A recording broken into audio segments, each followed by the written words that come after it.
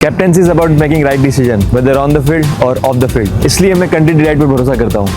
They deliver 100% pure buffalo milk to my doorstep by 7 AM। Don't just enjoy our matches, enjoy village fresh buffalo milk too. Download the Country Delight app. భారత్తో జరిగిన ఈ యుద్ధంలో పాకిస్తాన్కి support చేసింది Turkey. డ్రోన్లు మాత్రమే కాదు, సైనికులను కూడా పంపించిందట సార్. ఆపరేషన్ సింధూర్లో భాగంగా భారత్ చేసిన ఈ ఆపరేషన్లో ఒక ఇద్దరు టర్కీ జవాన్లు కూడా మృతి చెందినట్టు వార్తలు వస్తూ ఉన్నాయి. సో మన శత్రువుకి సపోర్ట్ చేసింది కాబట్టి టర్కీని బాయ్కాట్ చేయాలి అనే ఒక హ్యాష్ట్యాగ్తో, బాయ్కాట్ టర్కీ అనే హ్యాష్ట్యాగ్తో నినాదం సోషల్ మీడియాలో పెరుగుతోంది సార్. ఇప్పటికే టర్కీ టూర్ని ప్లాన్ చేసుకున్న వాళ్ళు చాలామంది భారతీయులు ట్రిప్ను క్యాన్సిల్ చేసుకుంటూ ఉన్నారట కూడా. ఇటువంటి పరిస్థితుల్లో మన శత్రువుకు సపోర్ట్ చేసిన టర్కీ విషయంలో భారత్ ఎలా వ్యవహరించాలి అంటే ఏం చెప్తారు? అంటే భారత ప్రభుత్వం కూడా కొన్ని కాంట్రాక్ట్లను రద్దు చేస్తుందంటారు. టర్కీనే కాదు, ఈవెన్ అజర్బైజాన్ కూడా, ఈవెన్ చైనా కూడా. సో ఈ మూడు దేశాలు క్లియర్గా పాకిస్తాన్ వైపు ఉన్నాయి. అందులో తుర్కీ ఏమో చాలా యాక్టివ్గా, ఈవెన్ యుద్ధ సమయంలో కూడా తుర్కీ ఆయుధాలు పాకిస్తాన్కి వచ్చాయి. సో ఇలాంటి పరిస్థితుల్లో Turkey and Azerbaijan are tourist locations also. ఈ లాస్ట్ 10 yearsలో ఆ దేశాలకు భారత పర్యాటకులు వెళ్ళడం గణనీయంగా పెరిగింది. ఉదాహరణకు 2014లో అజర్బైజాన్కి 5,000 మంది భారతీయులు వెళ్తే టూరిస్టులుగా, ఈ 2024లో 2,46,000 మంది వెళ్ళారు. అంటే 10 ఏళ్ల సమయంలో అజర్బైజాన్ వెళ్ళే భారత పర్యాటకుల సంఖ్య 5,000% పెరిగింది అని మీడియాలో వస్తున్న క్రెడిబుల్ అంచనాలు. ఇక తుర్కీ కూడా ఈ 10 ఏళ్ల పీరియడ్లో తుర్కీకి వెళ్ళే భారతీయుల సంఖ్య 176% పెరిగింది. ఎందుకంటే 1,20,000 ఇండియన్స్ భారతీయులు 2014లో తుర్కీ వెళ్తే ఇప్పుడు 3,30,000 పీపుల్ వెళ్ళారు 2024లో. అంటే రెండు కూడా ఇండియాలో పాపులర్ టూరిస్ట్ డెస్టినేషన్స్గా పెరుగుతున్నాయి. ఆ దేశ పర్యాటక రంగంలో భారత పర్యాటకులు కీలక పాత్ర పోషిస్తున్నారు. ఇప్పుడు మీకు తుర్కీలో ఉన్న ఇస్తాంబుల్ నగరం, ఈ ఇస్తాంబుల్ నగరానికి ఉన్న ప్రత్యేకత అంటే ఇది hair transplant capital of world అంటారు. బోడగుండు ఉన్నవారు హెయిర్ ట్రాన్స్ప్లాంట్ చేసుకుంటారు, చాలా ఫేమస్ తుర్కీ. సో చాలామంది అక్కడికి వెళ్తుంటారు. మీరు అక్కడ తుర్కీ ఇస్తాంబుల్లో కొన్ని రిసార్ట్లలో అన్ని గుండ్లే కనబడతాయి. సో ఇట్లా Turkey has its own uniqueness.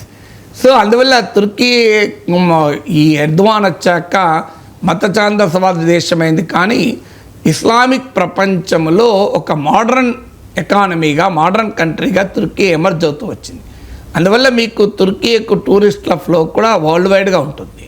So అందువల్ల ఇప్పుడు బాయ్కాట్ తుర్కీ, బాయ్కాట్ అజర్బైజాన్ అంటూ బాగా నడుస్తోంది. నిజమే, ఇది భావోద్వేగం సహజంగా ఉంటుంది. ఎందుకంటే ఇలాంటి సమయంలో మన దేశానికి వ్యతిరేకంగా పాకిస్తాన్కు సహకరించిన వారిని సంగతి తేల్చాలి అనేటువంటి ఎమోషన్ ఉంటుంది. ఎమోషను ఎంతవరకు ఉంటుంది అనేది క్వశ్చన్ మార్కే. ఇప్పుడు చైనా గల్వాన్లో తర్వాత చైనా ఇలాగే బాయ్కాట్ చైనా అని పెద్ద ఎత్తున జరిగింది. ఈవెన్ బాల్కనీల నుంచి మేడ్ ఇన్ చైనా టీవీలను బయటపడేస్తూ వీడియోలు పెట్టారు సోషల్ మీడియాలో, తమ దేశభక్తిని ప్రదర్శించుకున్నారు. ఏం జరిగింది? ఇప్పుడు గాల్వాన్ ఇన్సిడెంట్ తర్వాత రికార్డు స్థాయిలో చైనా నుంచి ఇండియాకి ఇంపోర్ట్స్ పెరిగాయి. మీరు ఈ 10 ఏళ్ళు నరేంద్ర మోడీ ప్రభుత్వ హయాంలో 2014-24 చూడండి, 2004-14 చూడండి, చైనాతో ట్రేడ్ అనేక రెట్లు పెరిగింది. అందులో చైనా దిగుమతులు పెరిగినాయి.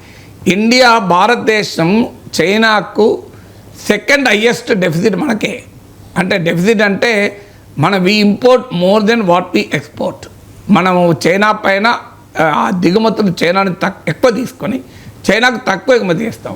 అమెరికా తర్వాత హయ్యెస్ట్గా చైనా నుంచి ఇంపోర్ట్ చేసుకొని డెఫిసిట్ ఉండే దేశం భారతదేశమే.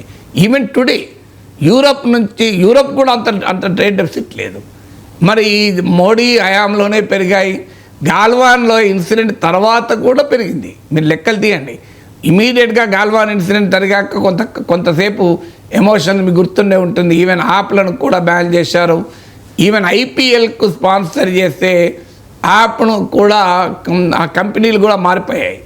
అంటే మళ్ళీ అవే చైనీస్ కంపెనీలు ఇండైరెక్ట్గా వచ్చాయి కొన్ని. మీకు ఆ రోజుల్లో ఆర్నబ్ గోస్వామి షో చైనా పైన భయంకరంగా విరుచుకుపడుతూ ఎంతో చూస్తాం చైనా అంటూ దేశభక్తిని వీరోచితంగా ప్రదర్శించాడు. ఇంట్రెస్టింగ్ ఏంటంటే ఆ మధ్యలో బ్రేక్ టైంలో this program is sponsored by అని వస్తుంది కదా, అది చైనీస్ కంపెనీ. సో అది అర్నబ్ గోస్వామి చాలా ఎంబరాస్ కావాల్సి వచ్చింది. So Chinese company sponsored show అది, దానికి యాంటీ చైనా తనను మించిన దేశభక్తులు లేదంటూ అర్నబ్ గోస్వామి వీరావేశం ప్రదర్శిస్తే సోషల్ మీడియాలో పెద్ద అటాక్ జరిగితే ఆఖరికి ఆ చైనీస్ కంపెనీ అడ్వర్టైజ్మెంట్ తీసేశాను. ఈవెన్ మీకు మన ప్రభుత్వం ప్రమోట్ చేసే చాలా కంపెనీలలో కూడా చైనీస్ ఇన్వెస్ట్మెంట్ ఉంటుంది. సో అంతా మరి ఏమైంది మన యాంటీ చైనా, మరి చైనా ఎక్కడ పోయింది? సో వెరీ బైకాట్ చైనా ఎక్కడ పోయింది? ఈవెన్ ఇప్పుడు పాకిస్తాన్తో కూడా చైనా లింక్ ఉంది కదా, మరి ఇప్పుడైనా మనం చైనాను బైకాట్ చేస్తున్నామా? ఎందుకు బైకాట్ చేయడం లేదు? చైనా పైన అంత డిపెండెన్స్ ఎందుకు? ఇప్పుడు ఉదాహరణకు మన ఫార్మా ఇండస్ట్రీలో వాడే యాక్టివ్ ఫార్మాసిటికల్ ఇంగ్రీడియంట్స్ ఏపీఐలు అంటారు, అంటే రా మెటీరియల్ కావచ్చు, ఇంటర్మీడియట్ కావచ్చు, 80% చైనా నుంచే వస్తాయి. కరోనా టైంలో చైనా ఫ్యాక్టరీలు మూత పెడితే మన పారాసిటమాల్, అజిత్రోమైసిన్ లాంటి సింపుల్ డ్రగ్స్ ధరలు కూడా పెరిగాయి. ఆఖరికి మన పారాసిటమాల్, అజిత్రోమైసిన్ సంబంధించిన ఏపీఐ కూడా చైనా నుంచి వస్తాయి. ఎందుకు వస్తాయి? దానికి కారణం ప్రజల్లోనే ఈ దేశభక్తి. కార్పొరేట్లలో ఉండదు. కార్పొరేట్లు ఏం చేస్తాయి, ఎక్కడ చీప్ అయితే అక్కడ కొనుక్కొచ్చుకుంటారు రా మెటీరియల్. ఇండియాలో ఒకప్పుడు ఏపీఐలు తయారయ్యేవి. ఇండియాలో ఏపీఐల కన్నా చైనా నుంచి ఏపీఐ తెచ్చుకుంటే చీప్ అయింది. అంటే ఇప్పుడు పారాసిటమాల్ ట్యాబ్లెట్ కావాలంటే ఒక 2 కిలోల ముద్ద పట్టుకొస్తారు చైనా నుంచి, దాన్ని చిన్న చిన్న ట్యాబ్లెట్గా మార్చి ఇక్కడ అమ్ముతారు. ఆ ముద్ద తయారు చేయాలి ఇండియాలో అంటే ఎక్కువ కాస్ట్, చైనా నుంచి చీప్ వస్తుంది. అంటే మరి చైనా భారతీయ కంపెనీలకు ఏంటి దేశభక్తి ఎక్కడ పోయింది? అవన్నీ మనకు ఉపన్యాసాలు ఇవ్వడానికి మనకి వస్తుంది. లాభాలు వస్తాయి కనుక చైనా నుంచి తెచ్చుకుంటారు. అందువల్ల కంపెనీలు ఇప్పుడు పహల్గాం దాడి తర్వాత ఏం చేశారు మన ఎయిర్లైన్ కంపెనీలు? 6,000 ఉన్నటువంటి ఎయిర్ ఛార్జర్ను 60,000 చేయలేదా? దేశభక్తి ఎంత బ్రహ్మాండంగా ప్రదర్శించారు. సో అందువల్ల ఇది మనకు చెప్తారు, ప్రజలకు మాత్రమే దేశభక్తి, కార్పొరేట్లకు ఉండవా? మరి చైనా కంపెనీలతో ఇన్వెస్ట్మెంట్ ఆపాలి, జాయింట్ వెంచర్లు ఆపాలి, చైనా నుంచి దిగుమతులు ఆపాలి ఫస్ట్, ఎందుకంటే చీప్ ఇంపోర్ట్స్ అవి మన దేశ ప్రొడక్షన్ దెబ్బతీస్తున్నాయి. ఎందుకు మరి నరేంద్ర మోడీ ప్రభుత్వమే చైనా నుంచి ఆపడం లేదు? ఇప్పుడు మనం కోరుకునేది ఏంటి? అసలు అజర్బైజాన్, తుర్కీ ఏంటంటే చిన్న దేశాలు. పాకిస్తాన్కు సప్లై చేసే ఆయుధాలలో 81% చైనాయే.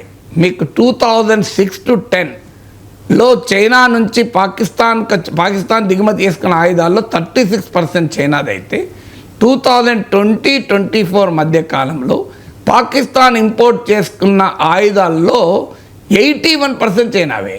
అంత చైనా డిపెండెన్స్ పాకిస్తాన్కి అంత పెరిగింది. మరి అలాంటప్పుడు మరి 81% ఆయుధాలే కదా. వాడు ఏ డిఫెన్స్ సిస్టమ్ చైనావే, వాడు వాడిన విమానాలు చైనావే. ఈ యుద్ధంలో వాడినందుకు ఈవెన్ చైనా వాళ్ళ కంపెనీ షేర్లు కూడా పెరిగాయి. ఇప్పుడు చెండు ఎయిర్క్రాఫ్ట్ కార్పొరేషన్ అని ఈ J-10, J-17 ఇట్లాంటి విమానాలు తయారు చేస్తాయి. వెస్ట్రన్ మీడియాలో కథనాలు వచ్చాయి, రాఫెల్ యుద్ధ విమానాన్ని కూల్చాయని. దాంతో చైనీస్ యుద్ధ విమానాలు తయారు చేసే చెండు ఎయిర్క్రాఫ్ట్ కార్పొరేషన్ షేర్లు 30% పెరిగాయి.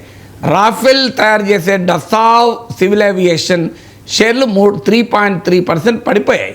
$373.8 నుంచి $362.05 పడిపోయింది. సో ఎందుకంటే వెస్ట్రన్ మీడియా, అమెరికన్ మీడియా ప్రత్యేకించి రాఫెల్ యుద్ధ విమానం కూలిన వార్తను పెద్ద ఎత్తున కవర్ చేశారు. ఎందుకు కవర్ చేశారంటే అందులో కూడా వాళ్ళ ఆర్థిక ప్రయోజనాలే. ఎందుకంటే రాఫెల్ను ఫ్రెంచ్ కంపెనీ డసావ్ ఏవియేషన్ తయారు చేస్తుంది.